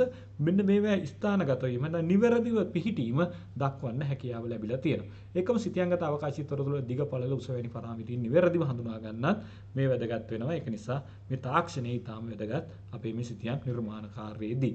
ඒකම යම් ප්‍රදේශයක අවකාශීය තොරතුරු මෙන්ම අවකාශීය නොවන තොරතුරුද සිතියම් පරිහරණය කිරීමෙන් ලබා ගන්න අපිට හැකියාව ලැබෙනවා. ඒකම නව විද්‍යාත්මක සිතියම් වල තොරතුරු ඉතා පහසුවෙන් යාවත් කාලීන කිරීමේ හැකියාව නිසා සෑම විටම යාවත් කාලීන වූ සිතියම් පරිහරණයට අවස්ථාව උදා වීම සිද්ධ වෙනවා. මොකද අපිට පුළුවන් මේ නවීන විද්‍යාත්මක සිතියම් වල තොරතුරු ඉතා පහසුවෙන් යාවත් කාලීන කරන්න, අලුත් කරන්න. මොකද ඒකට හේතුව මේ තාක්ෂණික උපකරණ මෙවලම් නිරන්තරයෙන් අපිට මේ තොරතුරු ලබා දෙනවා. ඒ තුල අපිට ඉතා පහසුවෙන් මේ කාර්යය සිද්ධ කර ගැනීම හැකියාව තියෙනවා. ඒ නිසා අපිට ඉතා පහසුවෙන් මේ තොරතුරු නව තොරතුරු අපිට ළඟා කර ගැනීමේ හැකියාව තියෙනවා. ඒ නිසා මේ සිතියම් නවීන තාක්ෂණයත් එක්ක භාවිතා කිරීම ඉතාම වැදගත් වෙනවා.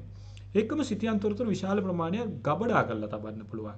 විශේෂයෙන් පරිහරණය, රැගෙන යාම වගේ හැකියාවන් ඉතාම පහසුවෙන් තියෙනවා. දැන් ජංගම දුරකථනයක් ගත්තොත් අපිට විශාල ප්‍රමාණයක් අපිට තොරතුරු ඒක රාශී කරලා තියාගන්න පුළුවන්. ජංගම දුරකථනයක් අරගෙන යනකොට අපිට මේ තොරතුරු විශාල වශයෙන් පරිහරණය කරන්න පුළුවන්. ඒතර කුඩා ඉඩක තමයි මේ ගබඩා කරලා තියෙන්නේ. අපිට බැනවින් මේවා පරිහරණය කරන්න පුළුවන්. ඒකම සිතියම්ගත තොරතුරු පහසුවෙන් හුමාරු කරගන්න පුළුවන්. අපිට වෙනත් කෙනෙකුට යවන්න පුළුවන්. එහෙම වෙනත් ස්ථානයකට අපිට යවන්න පුළුවන්. ඉතින් මෙන්න මේ නිසා සිතියම්ගත තොරතුරු පහසුවෙන් එහා මෙහා කරගන්න මේ තුල තාක්ෂණයත් එක්ක අපිට අවස්ථාව උදා වෙලා තියෙනවා. හැකියාව ලැබිලා තියෙනවා. ඒ නිසා ඊටාම වැදගත් වෙනවා මේ නවීන තාක්ෂණය තුල මේ සිතියම් නිර්මාණය සිදු කිරීම. ඒකම භූගෝලීය තොරතුරු පද්ධතිය කියලා කියන්නේ කුමක්ද? GIS කියලා අපි කිව්වා.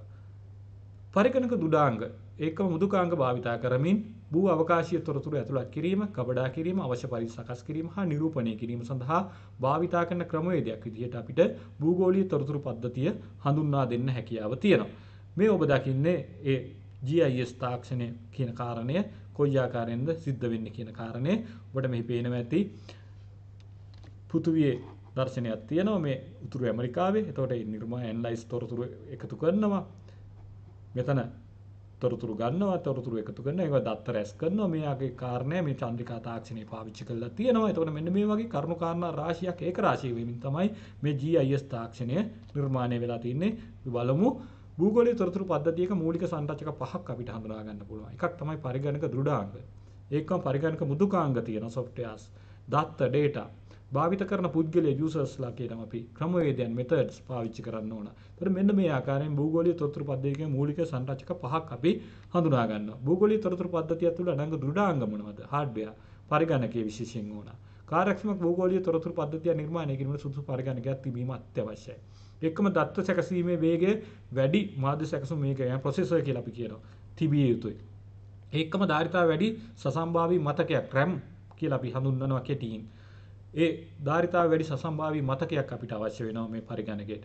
ඒකම වැඩි දත්ත ප්‍රමාණයක් ගබඩා කළ හැකි දෘಢ තැටියක් විශේෂයෙන්ම hard disk එකක් මේ සඳහා අවශ්‍ය වෙනවා. ආදානුපාංගයන් කියලා කියන්නේ මොනවද? භූගෝලීය දත්ත ආංකිත දත්ත බවට පරිවර්තනය කොට පරිගණකයට ඇතුළත් කිරීමේදී පහත් දක්වන උපාංග අත්‍යවශ්‍ය වෙනවා. විශේෂයෙන් චුම්බක තැටි අවශ්‍යයි, අංකන පළකයක් අවශ්‍යයි, සුපිරීක්ෂණ අවශ්‍යයි, එකම තිර සංඛ්‍යානයක් අවශ්‍ය වෙනවා. මෙන්න මේ කියන කාරණා ආදානුපාංග විදියට අපිට හඳුන්වා දෙන්න පුළුවන්. එහෙනම් ප්‍රතිදානුපාංග කියන්නේ මොනවද? සංදර්ශකය, මොනිටර් කියලා කියන්නේ. ඒකම දුවේ පුතේ මුද්‍රණ යන්ත්‍රය, printerයක් අවශ්‍යයි output එකක් ගන්න. එහෙම නැත්නම් එළියට මේ තොරතුරක් ලබා ගැනීම සඳහා. එක මෘදුකාංගයන් ගත්තොත් භූගෝලීය තොරතුරු පද්ධති ක්‍රියාත්මක කිරීම සඳහා භාවිත කරන පරිගණක වලට සුවිශේෂී වෙච්ච මෘදුකාංග ඇතුළත් කළ යුතු වෙනවා. මේ මෘදුකාංග භූගෝලීය දත්ත හා තොරතුරු ගබඩා කිරීම, විශ්ලේෂණය කිරීම, එක ප්‍රදර්ශනය කිරීම වැනි කාර්යයන් සඳහා විශේෂයෙන් උපයෝගී කරගන්න හැකියාව තියෙනවා. මේ තියෙන එවැනි මෘදුකාංග කීපයක් ඔබට පේනවා ඇති. මේ වගේ මෘදුකාංග රාශියක් තියෙනවා. මෙන්න මේ මෘදුකාංග මගින් අපිට හැකියාව තියෙනවා අපිට මේ තොරතුරු මේ ආකාරයෙන් ඉදිරිපත් කරන්න, එහෙම නැත්නම් ලබා ගන්න. ඒ අතුරින් විශේෂ තොරතුරු ලබා ගැනීමේ පහසුව සඳහා. දත්ත data කියලා කියන්නේ මොනවද? භූගෝලීය තොරතුරු පද්ධතිය තුළ අඩංගු දත්ත ප්‍රධාන කොටස් දෙකක් යටතේ අපිට කතා කරන්න පුළුවන්. එකක් තමයි අවකාශීය දත්ත. භූගෝලීය කණ්ඩායම් ඇසුරින් පිහිටීම දක්වන බහුවස්ත්‍ර රේඛා හා ලක්ෂ්‍ය කියලා අපි හඳුන්වනවා. උදාහරණ ගත්තොත් එහෙම පරිපාලන ඒකක, මහා මාර්ග, ගංගා, නගර, මෙන්න මේවා තමයි අපිට මේ ආකාරයෙන් හඳුන්වා දෙන්න හැකියාව තියෙන්නේ. අවකාශීය නොවන දත්තයන් මොනවද කියලා සලකා බැලුවොත් දුවේ පුතේ අවකාශීය දත්තවල ඇතුළත් උපලක්ෂණ පෙන්වුම් කරන දත්ත. උදාහරණයක් විදිහට ගත්තොත් ප්‍රදේශයක ජනසංඛ්‍යාවේ ප්‍රමාණය, භෝග වගාවක බිම් ප්‍රමාණය, මාර්ගයක දිග කොයි ආකාරයෙන්ද තියෙන්නේ කියන කාරණා අපිට හඳුනා ගන්න හැකියාව තියෙනවා. භූගෝලීය තොරතුරු පද්ධතියක අඩංගු දත්ත ගබඩා කිරීමේ ආකෘති දෙකක් අපිට හඳුන්වා දෙන්න පුළුවන්. එකක් තමයි දෛශික දත්ත ආකෘතිය. සියලුම භූගෝලීය ලක්ෂණ, ලක්ෂ රේඛා හා කලාප නැතිනම් බහුවස්ත්‍ර වලින් යන මූලික සංකේත වලින් නිරූපණය කිරීම දැක ගන්න හැකියාව තියෙනවා මේ දෛශික දත්ත ආකෘතිය තුළ. මේ දෛශික දත්ත ආකෘතියක සටහනක් තමයි ඔබට මේ දැක ගන්න හැකියාව තියෙන්නේ. මේ ආකාරයෙන් මේ ලක්ෂ රේඛා වර්ගඵලයේ මේ ආකාරයෙන් දැක ගන්න හැකියාව තියෙනවා. ඒතර උදාහරණයක් ගත්තා ලක්ෂ විදියට ගත්තොත් යම් භූමියක පිහිටා ඇති ගොඩනැගිල්ලක් නැතිනම් ලිඳක්. රේඛා විදියට ගත්තොත් මාර්ග, ගංගා, වාරි මාර්ග, කලාපය නැත්නම් බහුවස්ත්‍රයක් විදියට ජලාශයක වර්ගඵලයේ පිහිටි භූමියක වර්ගඵලය. ඒතර මේ ආකාරයෙන් අපිට දක්වන්න හැකියාව තියෙනවා. සිවුරස් දත්ත ආකෘතියට ගියොත් එහෙම මෙම ක්‍රමයේදී සිතියම් ප්‍රදේශයේ තීරු හා පේලි රටාවකට පරිවර්තනය කළා සෑම කොටසක්ම නිරීක්ෂණ ඒකක වශයෙන් සලකලා ඒවට යම් සංඛ්‍යාත්මක වටිනාකම් ලබා දීම තමයි සිදු කරන්නේ. දැන් ඔබට දකින්න තියෙන මේ රූප සටහනේ ඒ කාරණේ තමයි සිද්ධ කරලා තියෙන්නේ. මේ ආකාරයෙන් තමයි ඒ නිර්මාණය සිද්ධ වෙන්නේ. භාවිතා කරන්න කවුද? යූසර්ස්ලා කවුද? භූගෝලීය තොරතුරු පද්ධතියක කාර්යක්ෂමතාවට මනාව පුහුණුව ලැබූ මෙම විශේෂ ක්ෂේත්‍රයේ දැනුම හා කුසලතා ඇති පුද්ගලයෝ අවශ්‍ය වෙනවා. මෙම පුද්ගලයන් අතර ක්‍රියාත්මක කරවන්නන් තාක්ෂණික විශේෂඥයන්, දත්ත විශ්ලේෂකයන්, පද්ධති ඉංජිනේරුවන් හා කළමනාකරණ සේවක මණ්ඩල තමයි ප්‍රධාන වෙන්නේ. ක්‍රම methods මොනවද? GIS ක්‍රියාත්මක කිරීමේදී යොදාගත හැකි විවිධ ක්‍රමවේද තියෙනවා. මේ නිසා තම අරමුණට ගැලපෙන පරිදි වඩාත් සුදුසු ක්‍රමවේදයක් භාවිතා කිරීම ඉතාම වැදගත් වෙනවා මේ කාරණේදී.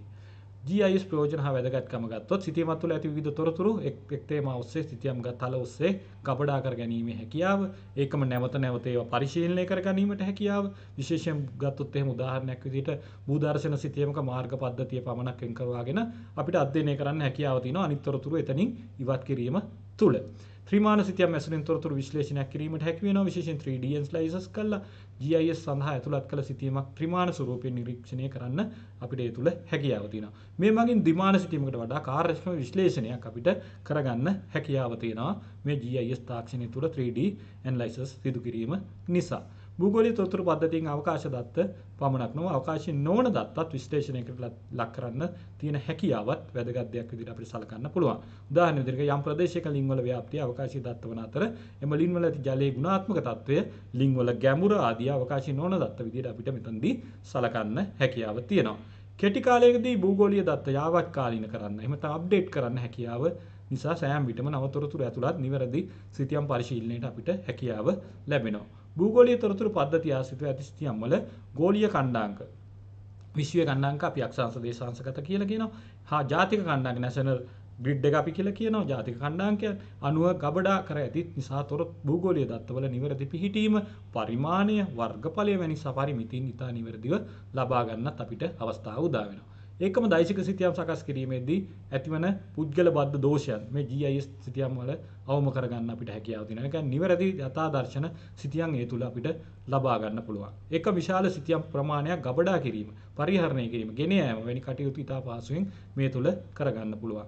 ඒකම භූගෝලීය තොරතුරු පද්ධතිය තුළ ඇති දත්ත බහු විෂයානුබද්ධ ප්‍රවේශකින් ඇතුළත් නිසා භූගෝල විද්‍යාවට පමණක් නෙමෙයි අපිට පරිසර විද්‍යාව, කෘෂි, තාග ඉංජිනේරු ඒකම සමාජ වැනි වෙනත් තාක්ෂණික කටයුතු වලටත් පාවිච්චි කරන්න හැකියාව තියෙනවා. භූගෝල ස්ථානගත කිරීමේ පද්ධතිය GPS තාක්ෂණයට ගියොත් පෘථිවියට ඉහළින් කක්ෂගත කරලා තියෙන චන්ද්‍රිකා පද්ධතියක් මගින් පෘථිවියේ ඕනෑම ස්ථානයක කිසියම් වස්තුවක් හෝ කිසියම් රූපමිතික හෝ පිහිටීම ඉතාම නිවැරදිව ඛණ්ඩාංකගතව හඳුනා ගැනීම සඳහා නිර්මාණය කරලා තියෙන යාන්ත්‍රණ පද්ධතිය ගෝලීය ස්ථානගත කිරීමේ පද්ධතියක් විදිහට තමයි අපිට හඳුන්වා දෙන්න හැකියාව තියෙන්නේ. මේ ඔබට දකින්න තියෙන්නේ මේ වගේ අවස්ථාවක්. දැන් ඔබේ ජංගම දුරකථනයේත් මේ වගේ ලබා ගන්න හැකියාව තියෙනවා. මේ භූගෝලීය තොරතුරු පද්ධතියට දත්ත ලබා ගැනීම එක මූලාශ්‍රයක් විදිහට අපිට හඳුන්වා දෙන්න පුළුවන්. මේ පද්ධතිය මූලික උපාංග තුනකින් සමන්විතයි. අභ්‍යවකාශ කොටස, අභ්‍යවකාශයේ රඳවා ඇති චන්ද්‍රිකා පද්ධතිය මගින් අභ්‍යවකාශ කොටස සමන්විත වෙනවා. මේ තියෙන්නේ ඒ කොටස ඔබට පේනවා ඇති චන්ද්‍රිකා මේ වගේ කක්ෂගත කරලා තියෙනවා. කිලෝමීටර් 22200ක් පමණ ඉහළ අභ්‍යවකාශයේ රඳවා ඇති චන්ද්‍රිකා ගණන 31ක් පමණ වන අතර එයින් චන්ද්‍රිකා 24ක් ආම ලෙස මේ පද්ධතියේ ක්‍රියාකාරීත්වයට දායක වෙනවා. විශේෂයෙන් අතිරික්ත චන්ද්‍රිකා 7ක් රඳවා ඇත්තේ හදිසි අවස්ථාවකදී අක්‍රීය චන්ද්‍රිකාවකට ආදේශ කිරීම සඳහා. සෑම චන්ද්‍රිකාවක්ම Tamanට පවරා ඇති කක්ෂය මාර්ගයක පැයට කිලෝමීටර් 11000ක විතර වේගයෙන් පෘථිවිය වටා ගමන් කිරීමක් ද්විපුතේ සිද්ධ වෙනවා. සාමාන්‍ය චන්ද්‍රිකා 4ක් එක් කක්ෂ තලයේ පිරික්සීම සඳහා යොදවා තියෙනවා. ඒකම පෘථිවි තලයේ කලා 5කට බෙදා මේ පිරික්සීම සිද්ධ වෙනවා. චන්ද්‍රිකා මගින් ලබා ගන්නා පෘථිවි ප්‍රතිබිම්බය ගෝලීය ඛණ්ඩාංක මගින් තම පිහිටීම නිවැරදිව පෙන්වලා දෙනවා. පාලක කොටස ගත්තොත් GPS චන්ද්‍රිකා තොරතුරු ලබා ගැනීම හා මෙහෙයුම ප්‍රධාන පාලක මධ්‍යස්ථානයෙන් හා මෙහෙයුම් මධ්‍යස්ථාන 4කින් සිද්ධ වෙනවා. ප්‍රධාන මෙහෙයුම් මධ්‍යස්ථානය ඇමරිකා එක්සත් ජනපදයේ කොලරාඩෝ වල තමයි පිහිටලා තියෙන්නේ. මෙහෙයුම් මධ්‍යස්ථාන 5 විදියට හවායි දූපත්, ඇසෙන්සන්, ඩියෝගෝ, ගාසියා ඒකම ක්වයින් කියන ප්‍රදේශවල ඒක රැන්ටනා මධ්‍යස්ථාන විදියට ඇසෙන්සන්, ඩියෝගෝ, ගාසියා, ක්වයිලයින් හා කොලරාඩෝ ස්ප්‍රින්ග්ස් කියන ප්‍රදේශවල ස්ථානගත වෙනවා.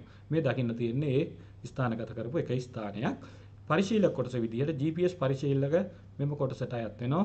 GPS මගින් නිකුත් කරන තොරතුරු මහජනයා ලබා ගන්න උපකරණය තමයි GPS රිසීවර් එක කියන්නේ. මෙම රිසීවර් වාහනවල සවි කිරීමටත් පුළුවන්. ඒකම අතේ එහා මෙහා ගෙන යාමටත් හැකියාව තියෙනවා. GPS පද්ධතියේ ප්‍රයෝජන. GPS පද්ධතිය ආශ්‍රිත තාක්ෂණයේ සම්බන්ධයෙන් ප්‍රයෝජන ඉතා පුළුල් පරාසයක වියදෙනවා. කිසියම් පුද්ගලයෙකුට තමා සිටින ස්ථානයේ නිවැරදිව දැනී ගැනීමේ හැකියාව. යම් සිදුවීමකට අදාළ ස්ථානයේ නිශ්චිතව හඳුනා ගැනීම. ප්‍රවේශ මාර්ග හඳුනා ගැනීම විශේෂයෙන් අපිට හඳුන්වා දෙන්න පුළුවන්. GPS තාක්ෂණය සඳහා භාවිත වන විවිධ ශේෂ්ත්‍ර මොනවාද? sannivedana ශේෂ්ත්‍රයට, ගුවන් ගමන්, නාවික ගමන්, ගොඩබිම් ප්‍රවාහණයට, දීවර කටයුතු, khනිජ ගවේෂණයේදී, භූ විද්‍යා ගවේෂණයේදී අපිට වැදගත් වෙනවා. විශේෂයෙන් සිතියම් කරන සටයුතු සඳහා, කාලගුණික විද්‍යා විශ්ලේෂණයට, ඉඩම් මායිම් නිර්ණය කිරීමට, යුද්ධ හා ආරක්ෂක කටයුතු වලදී අපිට මේ තාක්ෂණය ඉතාම වැදගත්. දුරස්ථ සංවේදය අපි RS සිස්ටම් එක කිව්වා. එහෙනම් කුමක්ද මේ? යම්කිසි වස්තුවක් හෝ ක්‍රියාකාරීත්වයක් හෝ වෙත භෞතිකව ළඟා වෙන්න බැයි නම් ඒ දුර සිට හඳුනා ගැනීම, අධ්‍යයනය කිරීම, වටහා ගැනීම හා විශ්ලේෂණය කිරීමේ තාක්ෂණය තමයි අපි දුරස්ථ සංවේදනීය විදිහට හඳුනාගන්නේ. දුරස්ථ සංවේදන කටයුතු වලදී දත්ත රැස් කිරීම සඳහා ක්‍රම කිහිපයක් යොදා ගන්නවා. දුරස්ථ සංවේද වේදිකා, ගුවන් ඡායාරූප තාක්ෂණය, එක්කම චන්ද්‍රිකා තාක්ෂණය. ගුවන් ඡායාරූප ශිල්පය ගත්තොත් එහෙම ගුවන් ඡායාරූපයක් කියලා කියන්නේ ගෝණයේ ඉඳලා නිශ්චිත ව්‍යාසර සැලසුම්කට අනුව නිශ්චිත පරිමාණයකින් යුක්තව භූමියේ කිසියම් තෝරාගත් කොටසක් ආවරණය වෙන විදිහට ලබා ගන්නා ඡායාරූපයක් මේ ඔබ දකින්නේ එවන් ඡායාරූපයක් අපිට මේ වගේ ඡායාරූප ලබාගෙන තොරතුරු රැස් කරන්න පුළුවන්. චන්ද්‍රිකා තාක්ෂණය මිසා විසින් නිර්මාණය කරන චන්ද්‍රිකා මත රඳවා ඇති සංවේද උපකරණ ආධාරයෙන් භූමියේ පවත්නා තොරතුරු ග්‍රහණය කළා ඒවා පෘථිවිය විවිධ ස්ථානවල පිහිටව ඇති ග්‍රාහක වෙත අංකිත දත්ත මගින් යොමු කිරීමේ ක්‍රියාවලිය තමයි මේදී චන්ද්‍රිකා තාක්ෂණය විදිහට අපිට හඳුනා ගැනීමේ හැකියාව තියෙන්නේ. ඔව් දුවේ පුතේ අපි මෙන්න මේ දකින්නේ ඔබ පෘථිවියට ඔය චන්ද්‍රිකා තාක්ෂණය ඔස්සේ තොරතුරු ලැබෙන ආකාරය චන්ද්‍රිකාවක් තමයි ඔය ඉහළ අභ්‍යවකාශයේ ස්ථානගත කරලා තියෙන්නේ. ඒතර මෙන්න මේ ආකාරයෙන් පෘථිවියට තොරතුරු ලබා ගැනීම සිද්ධ කරන්න හැකියාවක් තියෙනවා. එහෙමනම් දුවේ පුතේ අද අපි ඔබත් එක්ක මේ තොරතුරු නවීන තාක්ෂණය කොයි ආකාරයෙන් සිතියම්ගත කිරීම සඳහා භාවිතා කරනවද කියන කාරණයක් පිළිබඳව සාකච්ඡා කළා. මම හිතනවා ඔබට ඔබේ අධ්‍යයන කටයුතු සඳහා ඊටාම වැදගත් වේවි. මම මේ වෙතෙක් වේලා කතා කරපු කරුණු කාරණා ඔබ විශේෂයෙන් රූපරාම කීපයකට දුටුවා. ඒ තුල මේ කාර්යය තවත් මැනවින් පැහැදිලිව තේරුම් ගන්න ඇති. එහෙමනම් නැවත මෙවන් වූ වැඩසටහන තුලින් ඉදිරියේදී හමු වන තෙක් ඔබ සියලුම දෙනාට ආයුබෝවන්.